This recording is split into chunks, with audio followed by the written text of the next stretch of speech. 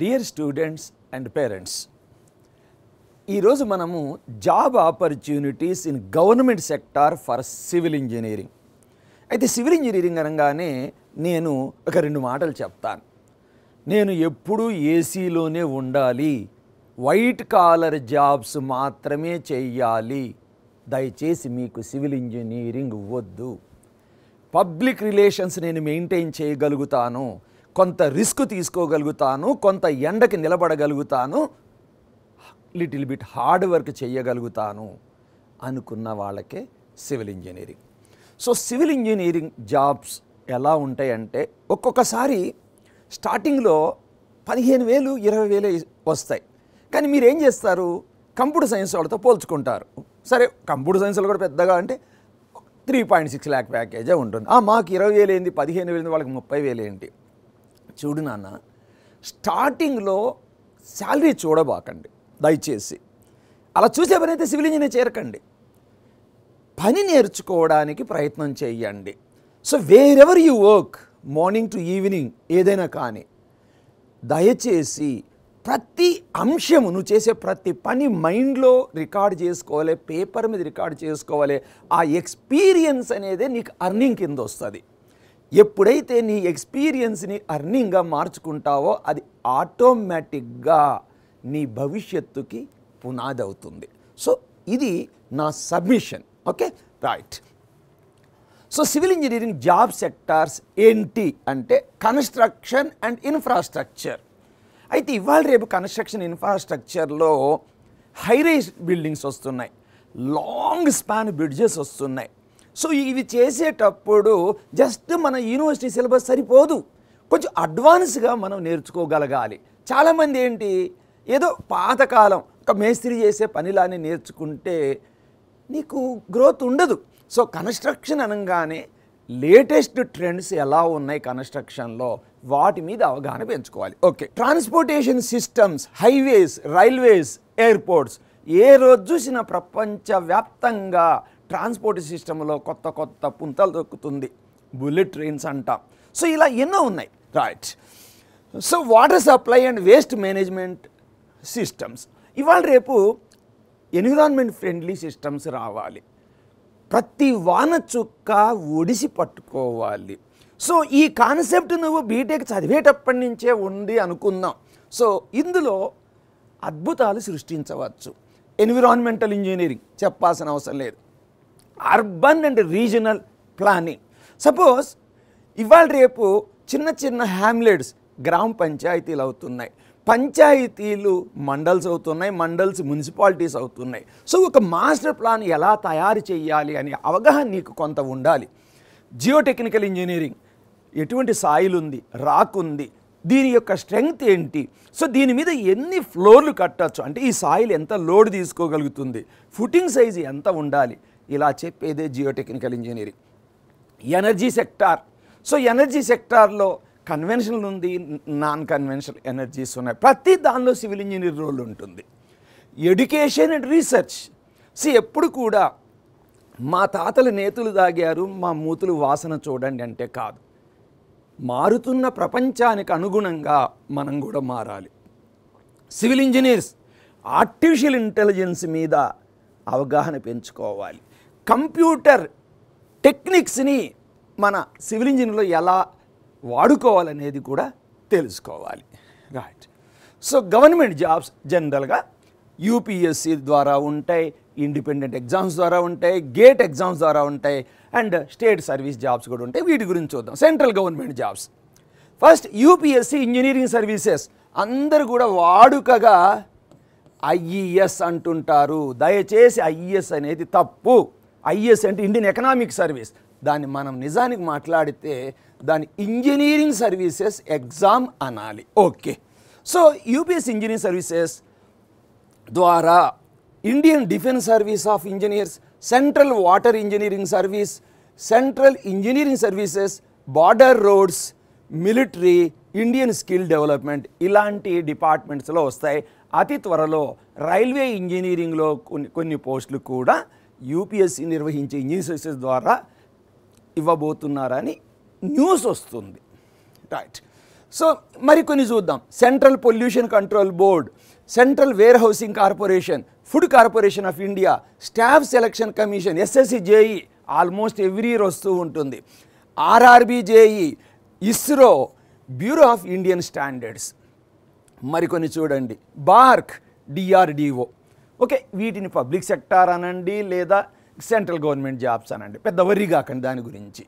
So public sector undertakings. So జనరల్గా public sector undertakings నవరత్న, మహారత్న, మినీరత్న అని ఉంటాయి. వాటి గురించి నేను డిస్కస్ చేయదలుచుకోలేదు, ఇంపార్టెంట్ చూస్తున్నాను. ఇక్కడ చూడండి, ఈ పబ్లిక్ సెక్టార్ అండర్టేకింగ్స్లో through gate exam, graduate aptitude test in engineering, BTech third year students కానీ ఫైనల్ ఇయర్ స్టూడెంట్స్ కానీ ఈ ఎగ్జామ్ రాయొచ్చు. ఐఐటీలు లేదా ఐఐఎస్సి బెంగళూరు నిర్వహించే ఈ టెస్ట్ ద్వారా మంచి స్కోరు సాధిస్తే కేవలం ప్రతిష్టాత్మక విద్యా సంస్థల్లో ఎంటెక్ పిహెచ్డియే కాదు, ప్రముఖ పబ్లిక్ సెక్టార్ కంపెనీస్లో కూడా ఉద్యోగం వచ్చే అవకాశం ఉంటుంది. వాటిల్లో IOCL, ONGC, PGCL, AI, HPCL ఇలా చూసుకోండి. ఇవన్నీ మేము డిస్క్రిప్షన్లో పెడతాము, డౌన్లోడ్ చేసుకోండి. మీరు ఏం చేయాలంటే సెల్ఫ్ డ్రైవ్ ఉండాలి, వాటి వెబ్సైట్లోకి పోవాలి, ఆ కంపెనీలు ఏం చేస్తున్నాయి, వాటి యొక్క ఇచ్చే జాబ్స్లో జాబ్ డిస్క్రిప్షన్ అని ఒక సెల్ఫ్ డ్రైవ్ ఉండాలి. ప్రతిదీ ముద్ద దేశీ నోట్లో పెట్టలేరు, సొంతగా తెలుసుకునే ప్రయత్నం కొంత చేయండి. సో త్రూ గేట్ ఎగ్జామ్ చూడండి, లాస్ట్ ఇయర్ 2023లో 214 వేకెన్సీస్ గేట్ ఎగ్జామ్ ద్వారా వివిధ పిఎస్యులో ఫిలప్ చేయబడ్డాయి. ఇప్పుడు రన్నింగ్ ప్రజెంట్ 2024 ఇంకా మనకి ఒక 7 నెలలు ఉంది. ఇందులో ఇప్పటి వరకు దాదాపు 165 వేకెన్సీస్ త్రూ గేట్ స్కోర్ ద్వారా అనౌన్స్ చేయబడ్డాయి. Okay, right. State government jobs, state public service commission.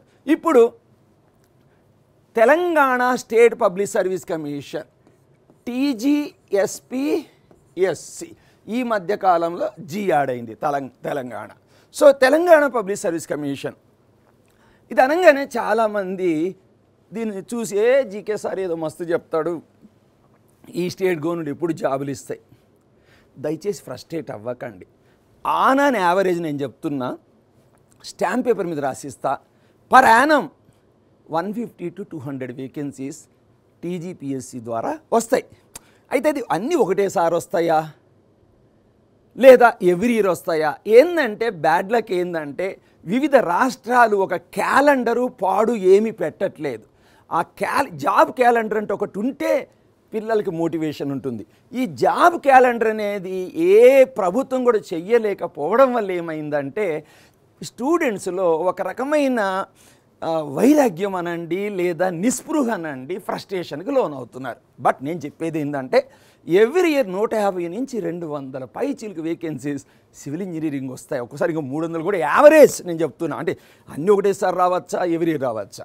So వీటిల్లో assistant executive engineer, assistant engineer, polytechnic lectures, అలానే స్టేట్ పొల్యూషన్ కంట్రోల్ బోర్డులో కూడా సివిల్ స్టూడెంట్స్ ఉంటారు. ఎందుకంటే ఇక్కడ కొంచెం ఎన్విరాన్మెంటల్ సంబంధించి ఉంటుంది.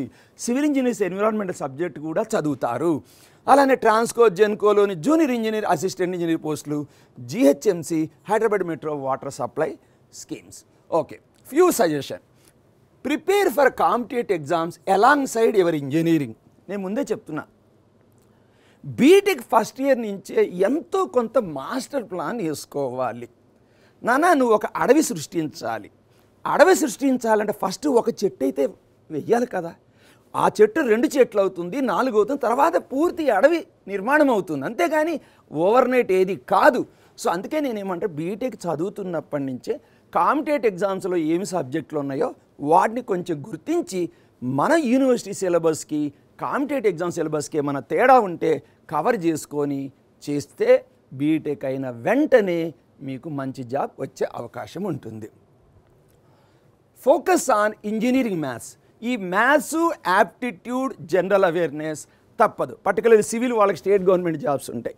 స్టేట్ గవర్నమెంట్ జాబ్స్లో హిస్టరీ, జాగ్రఫీ, ఇంకా ఇండియన్ పాలిటీ ఇలాంటి సబ్జెక్ట్స్ అన్నీ ఉంటాయి. అందుకే నేనేం చెప్తానంటే బీటెక్ చదువుతున్నప్పుడే సరదాగా న్యూస్ పేపర్లు చదవడము, సపోజ్ తెలంగాణ రాష్ట్రానికి సంబంధించిన హిస్టరీ కానీ ఇలాంటి చదువుకుంటూ ఉండాలి. ఉంటే ఏమవుతుందంటే బీటెక్ అయిన వెంటనే లేదా ఫైనల్ ఇయర్లో స్ట్రెస్ ఉండదు. Okay, analyse previous year papers. ఈ ప్రీవియస్ ఇయర్ పేపర్సు టెక్నికల్వి కానీ జనరల్ స్టడీస్వి కానీ అందుబాటులో ఉంటాయి. ఏస్ ఇంజనీరింగ్ అకాడమీలో ఇందులో నిష్ణాతులైన ఫ్యాకల్టీ రాయబడిన బుక్స్ కూడా దొరుకుతాయి మీకు. ప్రాక్టీస్ ప్రీవియస్ క్వశ్చన్స్ ఓకే అయిపోయింది.